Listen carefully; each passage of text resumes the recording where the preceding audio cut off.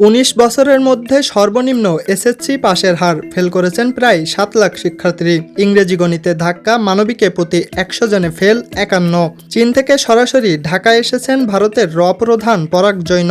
ওখানে মধু আছে, চুষলেই মজা লাগে। নিয়োগ বাণিজ্যের সমালোচনায় জামায়াত আমির। মন খুলে গান গাওয়া যায়, নম্বর দেওয়া যায় না বলে মন্তব্য শিক্ষামন্ত্রীর। ১৯ বছরের মধ্যে এসএসসি ও সমমানের পরীক্ষায় পাশের হার এবারই সর্বনিম্ন ৬২.২৫% দাঁড়িয়েছে, যা ২০০৭ সালের পর সবচেয়ে কম। গত বছর এই হার ছিল ৬৮.৪৫%। এছাড়া এবছর জিপিএ 5 পেয়েছে ১,১৬,৬৭৬ জন শিক্ষার্থী, যা গত বছরের চেয়ে ২২,৩৫৬ জন কম। চলতি বছরের এপ্রিলে শুরু হওয়া এ পরীক্ষায় ১৮,২৯,৪৮৫ জন অংশ নিয়ে ১১,৩৮,৮৭৭ জন পাশ করেছে। গ্রেস নম্বর না দেওয়ার কড়াকড়ি ও খাতা মূল্যায়নে পরিবর্তনের কারণে ফলাফলে এই ধস নেমেছে বলে জানা গেছে। ইংরেজি ও গণিতে দুর্বলতার কারণে মানবিক বিভাগে পাশের চেয়ে ফেলের সংখ্যা বেশি। প্রকাশিত ২০২৬ সালের এসএসসির ফলাফলে দেখা যায়, মানবিক বিভাগে ৫১.২৬% শিক্ষার্থী ফেল করেছেন। এ বিভাগে পাশের হার ৪৮.৭৪%। অন্যদিকে বিজ্ঞান বিভাগে পাশ করেছেন ৮০.৬৪%, ব্যবসায় শিক্ষায় ৬৪.29%।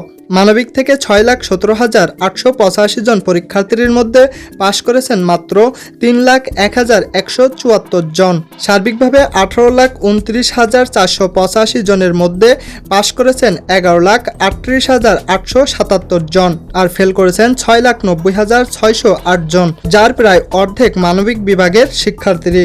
সরকারি সফরে ঢাকায় এসেছেন ভারতের বহির্গোয়েন্দা সংস্থা এর প্রধান পরাগ জৈন। ৪ সদস্যের উচ্চ পর্যায় প্রতিনিধি দলের নেতৃত্ব দিয়ে তিনি এয়ার ইন্ডিয়ার ফ্লাইটে শাহজালাল আন্তর্জাতিক বিমানবন্দরে পৌঁছান।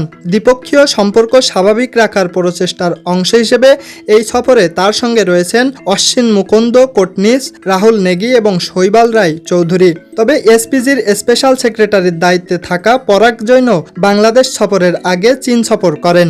এদিকে এই সফর নিয়ে দুই দেশের কোনো পক্ষই আনুষ্ঠানিকভাবে তথ্য প্রকাশ করেনি। নিয়োগ বাণিজ্যকে অনেকেই মধুর চাক মনে করেন, আর মধু চুষলেই জিহ্বায় মজা লাগে। এই সংস্কৃতি বন্ধ করতে হবে। ঠিক এভাবেই নিয়োগ বাণিজ্যের কঠোর সমালোচনা করেছেন জামায়াতে ইসলামীর আমির ডাক্তার শফিকুর রহমান। একই সঙ্গে দিল্লির খবরদারি দেশের মানুষ আর মেনে নেবে না বলে জানান বিরোধী দলীয় নেতা। গাইবান্ধার জনসভায় প্রধান অতিথির বক্তব্যে তিনি এসব কথা বলেন। এছাড়া দেশের সব জায়গায় চুরি ও লুটপাট শুরু হয়েছে উল্লেখ করে চাঁদাবাজ ও দুর্নীতিবাজদের হাত থামানোর আহ্বান জানান তিনি।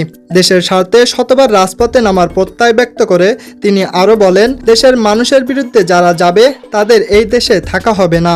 পরীক্ষার খাতায় মন খুলে নম্বর দেওয়া যায় না বলে মন্তব্য করেছেন শিক্ষামন্ত্রী এহসানুল হক মিলন। এসএসসি ও সমমানের পরীক্ষার ফল প্রকাশ উপলক্ষে মন্ত্রণালয়ে আয়োজিত এক অনুষ্ঠানে সাংবাদিকদের প্রশ্নের জবাবে তিনি একথা বলেন।